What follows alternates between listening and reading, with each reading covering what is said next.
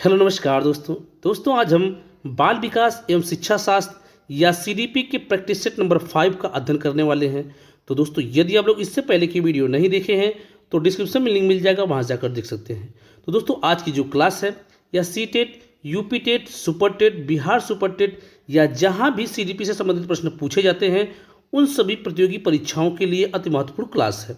तो दोस्तों यहाँ पर प्रश्नों के साथ बहुत ही बेहतरीन तरीके से डिटेल भी कराया जाता है। तो दोस्तों यदि आप लोग इसी तरीके से सभी विषय की फ्री क्लास पाना चाहते हैं, चैनल को सब्सक्राइब करें, लाइक करें, दोस्तों में ज़्यादा शेयर करें। तो दोस्तों आज की क्लास का हमारा पहला क्वेश्चन है, अभिप्रेरणा का वर्गीकरण होता है कि अभिप्रेरणा का वर्गीकरण किस रूप में होता है? स्वाभाविक और कृत्रिम रूप में, कम महत्वपूर्ण तथा अधिक महत्वपूर्ण, जन्मजात तथा अर्जित, या अभिप्रेरणा तथा प्रलोभन के रूप में। तो दोस्तों यदि कहा जाए कि जो अभिप्रेरणा या इसी को हम क्या कहते हैं, इसी को हम मोटिवेशन कहते हैं। क्या कहते हैं? मोटिवेशन। तो दोस्तों यदि कहा जाए कि जो अभिप्रेरणा का वर्गीकरण है इस ऑप्शन के अनुसार इसमें कौन सा सही है? तो स्वाभाविक और कृत्रिम आपका नहीं होगा, कम महत्वपूर्ण तथा अधिक महत्वपूर्ण नहीं होगा, अभिप्रेरणा तथा प्रलोभन नहीं होगा, आपका होगा जन्मजात तथा अर्जित अभिप्रेरणा। तो दोस्तों राइट आंसर हो जाएगा ऑप्शन नंबर 3। तो दोस्तों अब हम देख लेते हैं कि अभिप्रेरणा या मोटिवेशन क्या होता है। तो दोस्तों यदि कहा जाए कि अभिप्रेरणा या मोटिवेशन क्या है, तो अब्राहम मैस्लो ने कहा है कि अभिप्रेरणा का जन्म आवश्यकता से होता है। किससे होता है? तो अभिप्रेरणा का जन्म या मोटिवेशन का जन्म जो होता है वह किससे होता है? आवश्यकता से होता है। तो दोस्तों जब देखते हैं कि बालक को यदि किसी चीज़ की आवश्यकता होती है, तो दोस्तों बालक उस चीज़ को पाने के लिए तत्पर होता है। क्या होता है? तत्पर होता है, या कहेंगे कि आंतरिक रूप से मोटिवेट होता है। क्या होता है? मोटिवेट होता है। इसलिए मैस्लो ने कहा है कि अभिप्रेरणा का जन्म आवश्यकता से होता है। यह तो मैस्लो के अनुसार था। यदि कहा जाए कि सामान्य रूप में अभिप्रेरणा क्या होती है, यहाँ पर कह रहा है कि ऐसा कोई भी कार्य या ऐसी कोई वस्तु अथवा लक्ष्य जो व्यक्ति को कार्य करने के लिए संचालित कर दे, अभिप्रेरणा या मोटिवेशन कहलाता है। कह रहा है कि ऐसा कोई भी कार्य हो या ऐसी कोई भी वस्तु हो या ऐसा कोई लक्ष्य हो जो व्यक्ति को कार्य करने के लिए संचालित करे या कार्य करने के लिए तत्पर करे, वही आपका मोटिवेट होता है। तो दोस्तों मान लीजिए जैसे बालक क्रिकेटर बनना चाहता है, तो बालक जब यदि क्रिकेटर बनना चाहता है तो वह आंतरिक रूप से अप्रेरित है। क्या है? आंतरिक रूप से अप्रेरित है, ना कि वह किसी के द्वारा कहे जाने पर क्रिकेटर बनना चाहता, बल्कि उसकी आंतरिक अप्रेरणा है, या वह आंतरिक रूप से अभिप्रेरित हुआ है कि मैं क्रिकेटर बनूंगा। तो वह क्रिकेटर बनने के प्रति वह अंदर से अभिप्रेरित है और आंतरिक रूप से मोटिवेट है। और जब मोटिवेट होगा तो वह उस कार्य को अच्छे ढंग से करेगा या तत्पर होकर करेगा। तो ऐसा कोई भी कार्य, ऐसा कोई भी लक्ष्य या ऐसी कोई भी वस्तु जो व्यक्ति को कार्य करने के लिए संचालित कर दे, या वही आपका अभिप्रेरणा या मोटिवेशन होता है। तो दोस्तों यदि कहा जाए कि अभिप्रेरणा कितने प्रकार का होता है, तो अभिप्रेरणा मुख्यतः 2 प्रकार का होता है। पहली आपकी आंतरिक अभिप्रेरणा, दूसरी है आपकी बाह्य प्रेरणा। तो दोस्तों आंतरिक अभिप्रेरणा वह होती है जिसमें बालक आंतरिक रूप से अप्रेरित होता है, या जो बालक अपने आप से, या बालक की जो इच्छा बनने की होती है, यदि उस कार्य के प्रति या उस चीज के प्रति बालक अप्रेरित होता है तो वह आंतरिक अप्रेरित। जैसे अभी हमने बताया कि बालक यदि क्रिकेटर बनना चाहता है, या बालक की क्रिकेटर बनने की इच्छा है, तो बालक क्या है? वह आंतरिक रूप से अप्रेरित है। आंतरिक रूप से अप्रेरित है, तो इसको हम कहेंगे आंतरिक अभिप्रेरणा। यदि कहा जाए कि परिवार के किसी सदस्य ने या माता या पिता ने कहा कि बेटा तुम पढ़ लो, पढ़कर ही आप डॉक्टर या वकील बन सकते हो,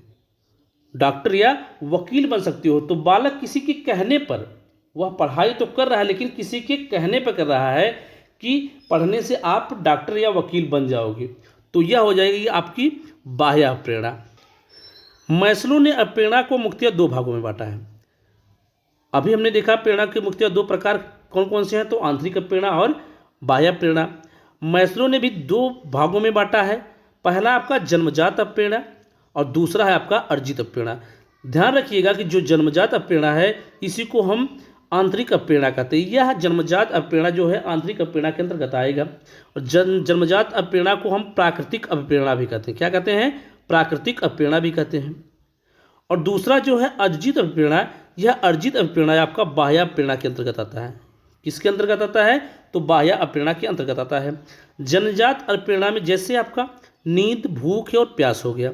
जैसे मान लीजिए बालक को यदि नींद आती है तो वह स्वयं क्या होता है? वह सोने जाता है। वह क्या होता है? स्वयं सोने जाता है, ना कि किसी के कहने पर सोने जाता है। तो यह आपकी हो गई आंतरिक प्रेरणा। जैसे बालक को भूख लगता है, जब भूख लगती है तो बालक क्या करता है? किसी के कहने पर खाने जाता है? नहीं। तो जब उसको भूख लगती है तो वह स्वयं खाने के पास जाता है और खाने को खाता है या भोजन को करता है। इसी तरीके से आपकी जब बालक को प्यास लगती है तो बालक क्या होता है? स्वयं पानी के पास जाता है या नल के पास जाता है और पानी को पीता है। तो दोस्तों ये ऐसी चीज़ें हैं जिससे बालक स्वयं प्रेरित होता है या बालक कुछ स्वयं करने की इच्छा होती है। तो जब बालक की स्वयं करने की इच्छा हो तो वह हो जाएगी आपकी जन्मजात या आंतरिक अप्रेरणा। दूसरा है आपका अर्जित अप्रेरणा, जैसे चिंता, पुरस्कार या दंड। जैसे किसी ने कहा कि नहीं, आपको यह कार्य करना ही होगा, आपको पुलिस बनने के लिए पढ़ना ही होगा। तो बालक क्या होता है? उससे चिंतित होता है। तो यह आपका बाह्य प्रेरणा या अर्जित प्रेरणा हो जाएगा। यदि कहा जाए कि आप यदि इस परीक्षा को पास कर लेते हैं तो आपको पुरस्कार दिया जाएगा, तो वह तो परीक्षा को पास करेगा, लेकिन क्या है? यह इसकी आंतरिक इच्छा नहीं है, या किसी के कहने पर कर रहा है, इसलिए यह आपका हो गया अर्जित अप्रेरणा या बाह्य अभिप्रेरणा। तो दोस्तों ध्यान रखिएगा कि अभिप्रेरणा को हम मोटिवेशन कहते हैं। तो दोस्तों अप्रेरणा क्या या मोटिवेशन क्या होता है? तो अप्रेरणा या मोटिवेशन क्या होता है? जो किसी कार्य को करने के लिए तत्पर करे, वही आपका अप्रेरणा या मोटिवेशन होता है। और ध्यान रखिएगा अप्रेरणा दो प्रकार का होता है। पहला आपका आंतरिक अप्रेरणा और बाह्य प्रेरणा। आंतरिक प्रेरणा के अंतर्गत ही आपका जन्मजात प्रेरणा आता है, प्राकृतिक प्रेरणा आता है, और बाह्य प्रेरणा के अंतर्गत आपका अर्जित प्रेरणा आता है। नेक्स्ट क्वेश्चन हमारा कि सीखने की प्रक्रिया में सीखने का हस्तांतरण हो सकता है, तो वह किस प्रकार हो सकता है? सकारात्मक हो सकता है, नकारात्मक हो सकता है, शून्य हो सकता है, या इनमें से सभी हो सकता है।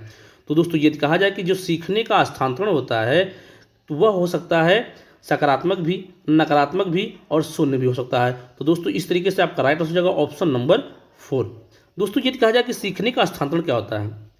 सीखने का हस्तांतरण का मतलब होता है कि हमने कोई चीज़ सीखी है, यदि उसके बाद कोई चीज़ सीख रहे हैं और जो पहले हमने चीज़ को सीखा है या जो हमने पहले ज्ञान को सीखा है उसका यदि उपयोग हम या उसकी हेल्प ले रहे हैं, जो दूसरी बार ज्ञान को सीख रहे हैं यदि उसकी हेल्प ले रहे हैं, तो यही आपका होता है सीखने का हस्तांतरण। सीखने का हस्तांतरण का अर्थ है कि सीखने का प्रभाव किसी नए कार्य के निष्पादन पर पड़ना। मनोवैज्ञानिकों ने इस प्रभाव को 3 प्रकारों में बांटा है।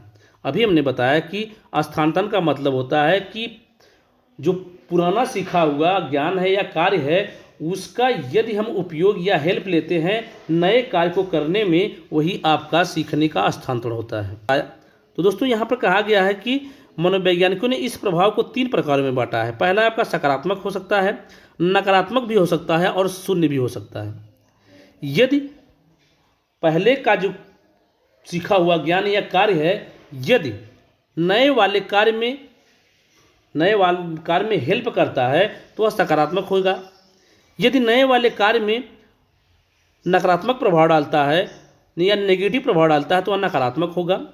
यदि कोई प्रभाव नहीं डालता है, ना तो वह नकारात्मक प्रभाव डालता है ना तो वह आपका सकारात्मक प्रभाव डालता है, तो वह हो जाएगा शून्य प्रभाव। निम्नलिखित में कौन सा मत अंतर्दृष्टि द्वारा सीखने की व्याख्या करता है? मनोविश्लेषणवाद, व्यवहारवाद, संबंधवाद या गेस्टाल्टवाद। तो दोस्तों यहाँ पर पूछ रहा है कि कौन सा मत है जो अंतर्दृष्टि द्वारा सीखने की व्याख्या करता है, तो वह है आपका गेस्टाल्टवाद सिद्धांत। क्या है? तो वह है आपका गेस्टाल्टवाद। तो दोस्तों राइट आंसर हो जाएगा ऑप्शन नंबर 4। सीखने के अंतर्दृष्टि सिद्धांत की प्रतिपादिकता गेस्टाल्टवादियों द्वारा की गई थी, इसलिए इस सिद्धांत को गेस्टाल्ट सिद्धांत भी कहा जाता है। तो दोस्तों यह किसके द्वारा की गई थी? तो गेस्टाल्टवादियों द्वारा इसका प्रतिपादन किया गया था और इसलिए इसे गेस्टाल्ट सिद्धांत भी कहा जाता है। किसको? तो जो अंतर्दृष्टि या सूझ का सिद्धांत है। यदि कहा जाए कि अंतर्दृष्टि या सूझ का सिद्धांत किसने दिया था, तो एक गेस्टाल्टवादी मनोवैज्ञानिक थे जिनका नाम था आपका कोहलर। क्या था? कोहलर। कोहलर ने ही अंतर्दृष्टि या सूझ का सिद्धांत दिया था। और इन्होंने इस सिद्धांत में किस जानवर का प्रयोग किया था? तो दोस्तों जो कोहलर महोदय हैं, इन्होंने अंतर्दृष्टि या सूझ के सिद्धांत में जो सुल्तान नामक एक चिंपैंजी था, क्या था? एक चिंपैंजी था, और इसी चिंपैंजी पर इन्होंने इस प्रयोग को किया था। तो दोस्तों ये पूछे कि कोहलर ने अपने सिद्धांत में किस जानवर का प्रयोग किया था, तो यदि बंदर दे तो बंदर आप सही करना, यदि आपका चिंपैंजी दे या सुल्तान नामक चिंपैंजी दे तो आप सुल्तान नामक चिंपैंजी को भी सही कर देना। किस मनोवैज्ञानिक ने सीखने की सामग्री के रूप में निरर्थक शब्दों का प्रयोग किया है? तो विलियम जेम्स ने, स्किनर ने, एबिंगहॉस ने या बार्टलेट ने। यदि कहा जाए कि वह कौन सा मनोवैज्ञानिक है जिसने सीखने की सामग्री के रूप में निरर्थक शब्दों का प्रयोग किया है, तो वह है आपके एबिंगहॉस महोदय। तो दोस्तों राइट आंसर होगा ऑप्शन नंबर 3। एबिंगहॉस के अनुसार निरर्थक शब्दों के प्रयोग से धीरे धीरे सार्थक शब्दों का प्रयोग करना आसान हो जाता है। इन्होंने कहा कि जो निरर्थक शब्द है, इसके प्रयोग से धीरे धीरे क्या होता है, जो सार्थक शब्द होते हैं इनका प्रयोग करना क्या होता है, आसान हो जाता है। सीखने के नियम दिए हैं पावलाव ने, स्किनर ने, थॉर्नडाइक ने या कोहलर ने। तो दोस्तों यदि कहा जाए कि सीखने के नियम किस मनोवैज्ञानिक ने दिए हैं, तो वह है आपके थॉर्नडाइक महोदय। तो दोस्तों राइट आंसर हो जाएगा ऑप्शन नंबर 3। यदि कहा जाए कि जो सीखने का नियम है यह थॉर्नडाइक ने दिया, तो वह कौन कौन से नियम है? पहला है आपका है तत्परता का नियम, तत्परता का नियम। दूसरा है आपका प्रभाव का नियम, दूसरा है आपका प्रभाव का नियम। और तीसरा है आपका अभ्यास का नियम। क्या है आपका? अभ्यास का नियम। यह तीनों नियम किसने बताया है? तो यह तीनों नियम बताया आपके थॉर्नडाइक महोदय ने। यदि कहा जाए कि थॉर्नडाइक महोदय ने कौन सा सिद्धांत दिया था, तो थॉर्नडाइक महोदय ने प्रयत्न एवं भूल का सिद्धांत, प्रयत्न एवं भूल का सिद्धांत किसने दिया था? तो थॉर्नडाइक महोदय ने। और इसी सिद्धांत को प्रयास एवं त्रुटि का सिद्धांत भी कहा जाता है। क्या कहा जाता है? प्रयास एवं त्रुटि का सिद्धांत किसे कहा जाता है? तो प्रयत्न एवं भूल के सिद्धांत को।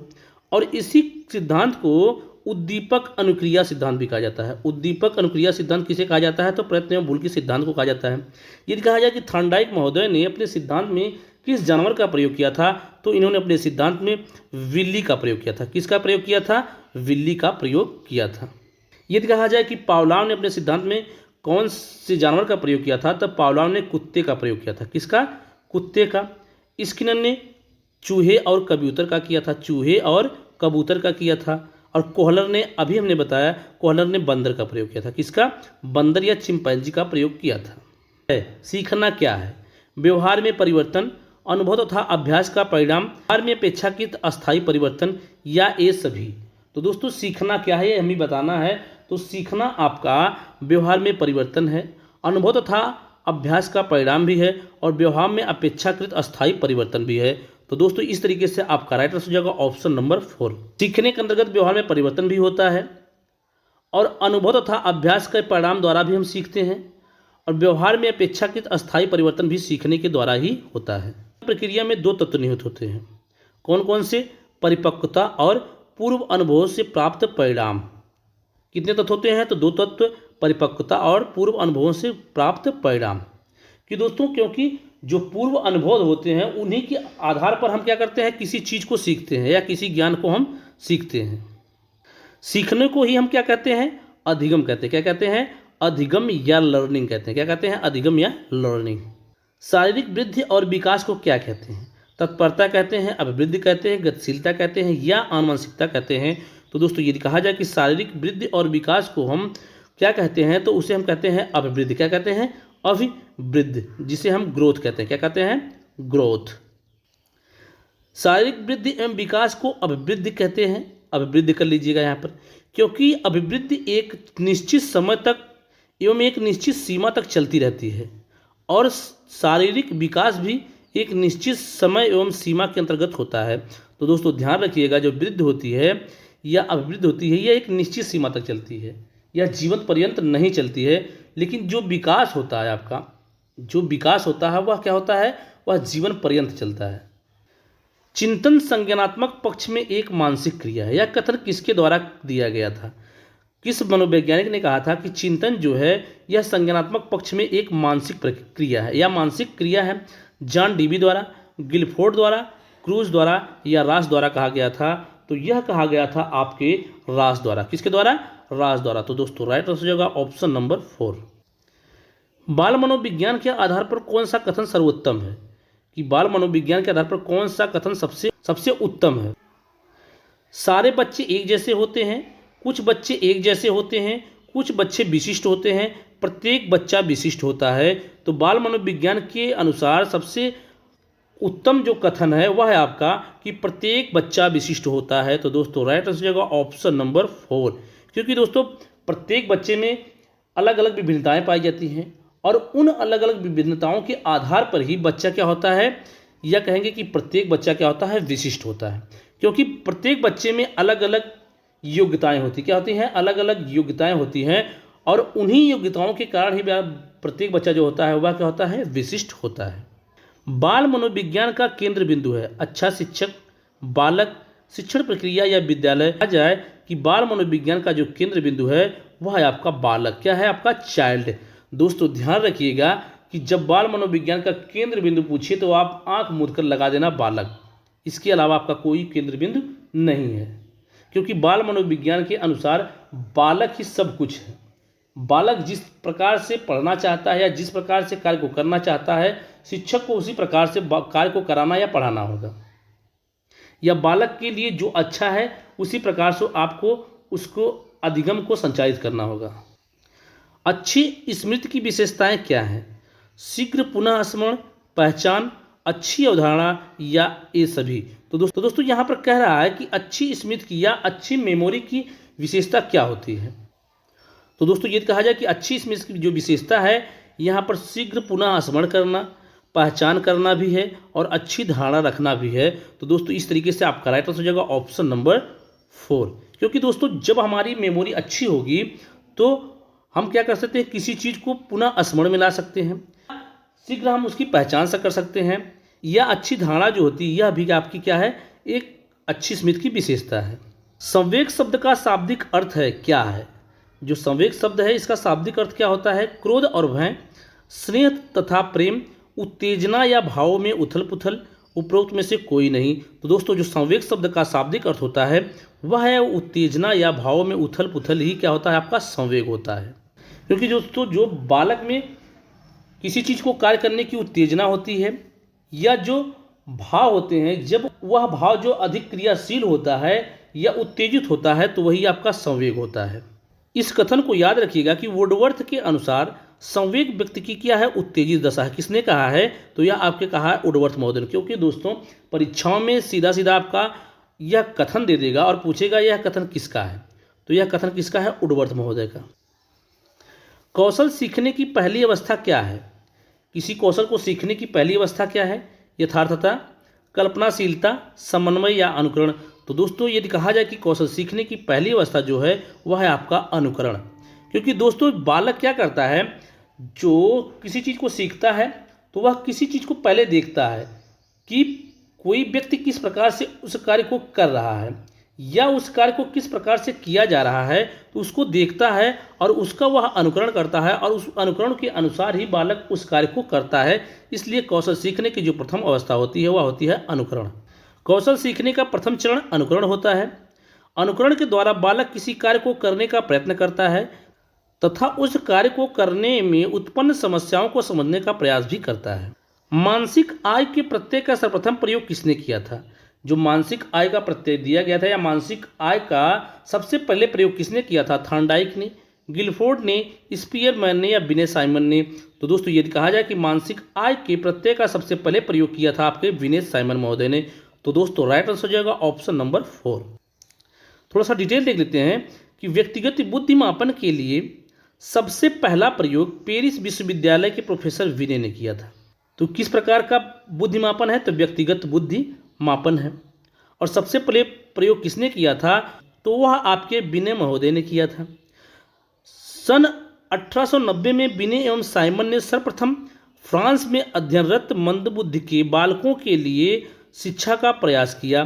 तो दोस्तों सबसे पहले प्रयोग विनय ने किया था, लेकिन 1890 में विनय और साइमन ने मिलकर फ्रांस में जो अध्ययनरत मंदबुद्धि के बालक थे उन बालकों के लिए शिक्षा का प्रयास सबसे पहले किसने किया? तो वह भी थे आपके विनय और साइमन ने। और 1905 में दोनों मनोवैज्ञानिकों के व्यक्तिगत बुद्धि परीक्षण की खोज की। या कहा जाए कि विनय साइमन ने सन 1905 में जो मानसिक आय का प्रत्यय दिया था, यह कब दिया गया था? तो सन 1905 में किसके द्वारा? विनय और साइमन द्वारा। शैशवावस्था के लिए उत्तम विधि क्या है? कि जो शैशवावस्था होती है इसके लिए सबसे उत्तम विधि क्या है? मॉन्टेसरी विधि, खेल विधि, किंडरगार्टन विधि या ये सभी? तो दोस्तों यदि कहा जाए कि जो शैशवावस्था होती है इसके टाइम पीरियड होता है आपका 0 से 6 वर्ष। कितना होता है? 0 से 6 वर्ष। और यदि कहा जाए कि शैशवावस्था के लिए सबसे उत्तम विधि कौन सी है, तो मॉन्टेसरी विधि भी है, खेल विधि भी है, किंडरगार्टन विधि भी है। तो दोस्तों राइट आंसर हो जाएगा ऑप्शन नंबर 4 ये सभी। बाल विकास में पूछ रहा है कि बाल विकास में किस पर अधिक बल दिया गया है, या बाल विकास के अंतर्गत हम किसका अध्ययन करते हैं? प्रक्रिया पर बल है, वातावरण और अनुभव की भूमिका पर बल है, या गर्भावस्था से किशोरावस्था का अध्ययन होता है, या उपरोक्त में सभी पर ध्यान दिया गया है या बल दिया गया है? तो दोस्तों यदि कहा जाए कि बाल विकास में प्रक्रिया पर बल दिया गया है तो यह भी सही है। वातावरण और अनुभव की भूमिका पर बल है तो यह भी सही है, क्योंकि दोस्तों वातावरण जो वह बालक के जीवन में बहुत ही महत्वपूर्ण स्थान रखता है, और जो अनुभव होता है, अनुभव द्वारा ही क्या होता है? बालक किसी चीज़ को सीखता है। कह रहा है कि गर्भावस्था से किशोरावस्था का अध्ययन होता है, तो दोस्तों यह भी सही है कि बाल विकास में या बाल मनोविज्ञान में गर्भावस्था से लेकर किशोरावस्था तक का अध्ययन किया जाता है। तो इस तरीके से आपका राइट आंसर हो जाएगा ऑप्शन नंबर 4, उपरोक्त सभी पर बल दिया गया है। बाल विकास एक व्यापक विचारधारा है, इसमें बालक के गर्भावस्था से लेकर किशोरावस्था तक की शारीरिक, मानसिक एवं व्यवहारिक परिवर्तनों का अध्ययन किया जाता है। तो जो गर्भावस्था से लेकर किशोरावस्था तक का अध्ययन किया जाता है वह शारीरिक भी होता है, मानसिक भी होता है और व्यवहारिक भी होता है। जो शारीरिक, मानसिक या व्यवहारिक परिवर्तन होते हैं उनके बारे में अध्ययन किया जाता है। फिर कहा जाए कि जो बालक की अवस्थाएं होती हैं उनको हम देख लेते हैं। तो बालक की अवस्थाएं निम्न हैं। पहला अवस्था होती है आपकी गर्भावस्था। तो गर्भावस्था आपका 0 से 9 माह तक चलता है। और दूसरी अवस्था होती है शैशवावस्था, जो 0 से 6 वर्ष तक चलती है। तीसरी अवस्था है आपकी बाल्यावस्था। कहीं कहीं आपको 6 वर्ष से 12 वर्ष दिया होगा, कहीं कहीं आपका 7 वर्ष से 12 वर्ष दिया होगा। तो ध्यान रखिएगा कि 6 वर्ष से 12 वर्ष या 7 वर्ष से 12 वर्ष ऑप्शन के अनुसार सही करना। आपका किशोरावस्था, किशोरावस्था आपका 12 वर्ष से 18 वर्ष तक होता है। और बाल विकास की सबसे लास्ट स्टेज कौन सी होती है? तो किशोरावस्था होती है। तो दोस्तों किशोरावस्था को ही स्टैनले हॉल ने तनाव एवं तूफान की अवस्था भी कहा है। बाल विकास का अध्ययन क्षेत्र है कि बाल विकास का अध्ययन क्षेत्र कौन कौन सा है? बाल विकास की विभिन्न अवस्थाओं का अध्ययन, वातावरण का बाल विकास पर पड़ने वाले प्रभावों का अध्ययन, वैयक्तिक विभिन्नताओं का अध्ययन या उपरोक्त सभी। तो दोस्तों यदि कहा जाए कि बाल विकास का अध्ययन क्षेत्र कौन कौन सा है, तो बाल विकास की विभिन्न अवस्थाओं का अध्ययन। तो दोस्तों सही है कि बाल विकास के अंतर्गत बाल विकास की विभिन्न अवस्थाओं का अध्ययन होता है, चाहे वह किशोरावस्था हो, शैशवावस्था हो, बाल्यावस्था हो या आपका गर्भावस्था हो। तो यह सही है। वातावरण का बाल विकास पर पड़ने वाले प्रभावों का अध्ययन। तो दोस्तों वातावरण का जो प्रभाव बालक पर पड़ता है उसका भी अध्ययन किया जाता है, तो यह भी सही है। वैयक्तिक विभिन्नताओं का अध्ययन। तो दोस्तों बाल विकास के अंतर्गत जो व्यक्तियों में या बालकों में जो विभिन्नताएं पाई जाती हैं तो उसका भी अध्ययन होता है, तो यह भी सही है। तो दोस्तों इस तरीके से कहेंगे कि इस प्रश्न का जो राइट आंसर हो जाएगा वह हो जाएगा ऑप्शन नंबर 4, उपरोक्त सभी। सर्वाधिक उपयुक्त जीवित रहता है का सिद्धांत किसने दिया है? कि सबसे अधिक जो या सबसे उपयुक्त जीवित रहता है यह सिद्धांत किसने दिया है? लैमार्क का है, हैरिसन का है, डार्विन का है या मैकडूगल का है? तो दोस्तों यह आपका सिद्धांत है डार्विन का। किसका है? डार्विन का। तो दोस्तों राइट आंसर हो जाएगा ऑप्शन नंबर 3। चार्ल्स डार्विन ने क्रम विकास का सिद्धांत प्रतिपादित किया। दोस्तों ये पूछे कि डार्विन महोदय ने कौन सा सिद्धांत दिया था, तो क्रम विकास का सिद्धांत दिया था। क्रम विकास जैविक आबादी के आनुवांशिक लक्षणों के पीढ़ी दर पीढ़ी परिवर्तन को कहते हैं। कहा है कि इस सिद्धांत के अनुसार जो प्राणी स्वयं को प्रकृति के अनुरूप नहीं ढाल पाता है उनका अस्तित्व समाप्त हो जाता है, तथा केवल वही प्राणी जीवित रहते हैं जो स्वयं को प्रकृति के अनुरूप ढाल लेते हैं। इनका कहना है कि बालक या जो व्यक्ति होता है या जीव होता है वह क्या होता है, वह जैसे जैसे प्रकृति चेंज होती रहती है उसके अनुसार बालक अपने आप को ढालता रहता है या जीव अपने आप को ढालता रहता है तभी वह जीवित रहता है। यदि नहीं ढाल पाता तो वह जीवित नहीं रहता है, खत्म हो जाता है और लास्ट में वही जीव जीवित होता है जो प्रकृति के अनुसार अपने आप को ढाल पाता है। विनय साइमन परीक्षण द्वारा मापन किया जाता है। तो किसका मापन किया जाता है? सामान्य बुद्धि का, विशिष्ट बुद्धि का, अभिवृद्धि का या अभिक्षमता का। तो दोस्तों विनय साइमन परीक्षण द्वारा विशिष्ट बुद्धि का मापन किया जाता है। तो दोस्तों राइट आंसर हो जाएगा ऑप्शन नंबर 2। विशिष्ट या व्यक्तिगत बुद्धि परीक्षण का मापन विनय साइमन परीक्षण द्वारा किया गया है। सन 1905 में विनय साइमन नामक 2 वैज्ञानिकों द्वारा इस परीक्षण की शुरुआत की गई। तो दोस्तों यदि पूछे कि जो विनय साइमन परीक्षण है यह कब किया गया था, तो सन 1905 में। और यदि पूछे कि मानसिक आय का प्रत्यय किसने दिया सबसे पहले, तो वह दिए थे आपके विनय और साइमन ने ही। संवेगात्मक विकास को प्रभावित करने वाले कारक हैं कौन कौन से कारक हैं? शारीरिक स्वास्थ्य, मानसिक योग्यता, थकान या ये सभी। तो दोस्तों यदि कहा जाए कि शारीरिक विकास को प्रभावित करने वाले कारक कौन कौन से हैं, तो वह आपके शारीरिक स्वास्थ्य भी है, मानसिक योग्यता भी है और थकान भी है। ये सभी क्या कहते हैं? संवेगात्मक विकास को प्रभावित करते हैं। तो दोस्तों इस तरीके से इस प्रश्न का राइट आंसर हो जाएगा ऑप्शन नंबर 4 कि ये सभी सही हैं। सामाजिक प्रत्याशाओं के अनुरूप व्यवहार की योग्यता का अधिगम सामाजिक विकास कहा जाता है। उक्त कथन किसका है? यह कथन किसने कहा है? हरलॉक ने कहा है, टी पिनन ने कहा है, मैकडूगल ने कहा है या रॉस ने कहा है? तो दोस्तों यह कथन आपके कहा है हरलॉक महोदय ने। तो दोस्तों राइट आंसर हो जाएगा ऑप्शन नंबर 1। सीखने का सर्वाधिक उपयुक्त अर्थ क्या है? जो सीखने का सबसे अधिक या सबसे अच्छा अर्थ क्या होगा? कौशल अर्जन होगा, ज्ञान अर्जन होगा, व्यवहार में परिमार्जन होगा या वैयक्तिक समायोजन होगा? तो दोस्तों यदि कहा जाए कि सीखने का सबसे उपयुक्त अर्थ क्या है, तो वह हो जाएगा आपका व्यवहार में परिमार्जन। क्या होता है? व्यवहार में परिवर्तन। क्योंकि दोस्तों जब बालक सीखता है तो उसके व्यवहार में अलग अलग परिवर्तन होते हैं। क्या होते हैं? अलग अलग परिवर्तन होते हैं और उसी परिवर्तन को हम सीखना या अधिगम कहते हैं। क्या कहते हैं? या अधिगम कहते हैं। वाणी दोष नहीं है। ध्वनि परिवर्तन और अस्पष्ट उच्चारण, धीमी या तेज गति से बोलना, हकलाना और तुतलाना, तीव्र अस्पष्ट वाणी। तो दोस्तों पूछ रहा है कि इन ऑप्शन में कौन सा ऐसा ऑप्शन है जो वाणी दोष के अंतर्गत नहीं आता है? तो ध्वनि परिवर्तन और अस्पष्ट उच्चारण जो है यह तो आपका क्या है? वाणी दोष है। क्या है आपका? वाणी दोष है। हकलाना और तुतलाना भी वाणी दोष है। तीव्र अस्पष्ट वाणी भी क्या है आपका? यह भी वाणी दोष है। जबकि धीमी या तेज गति से बोलना आपका वाणी दोष नहीं है। तो इसका राइट आंसर हो जाएगा ऑप्शन नंबर 2।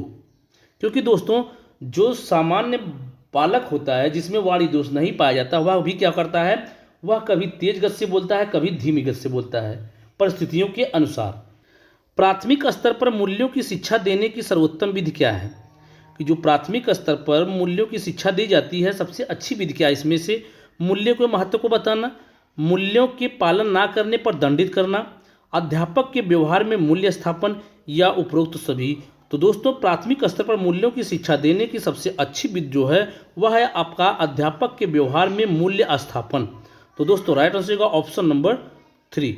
दोस्तों जहां पर बालक को दंडित करने से संबंधित प्रश्न आ जाए वह आपका डेफिनेटली गलत होगा। क्योंकि दोस्तों बाल मनोविज्ञान के अंतर्गत बालक को आप कुछ कह भी नहीं सकते, आप डांट भी नहीं सकते, आप मार भी नहीं सकते हैं, उसको दंडित नहीं कर सकते या अपमानित नहीं कर सकते हैं। यह आपका एक गुनाह माना गया है। किसके अनुसार? तो एनसीईआरटी के अनुसार बालक को यदि आप डांटते हैं, मारते हैं या दंडित करते हैं तो आपका यह गुनाह है, यह शिक्षक नहीं कर सकता है। प्राथमिक स्तर पर मूल्य आधारित शिक्षा देने की कई विधियां हैं, जो इनमें से सर्वोत्तम विधि है या मुख्य है।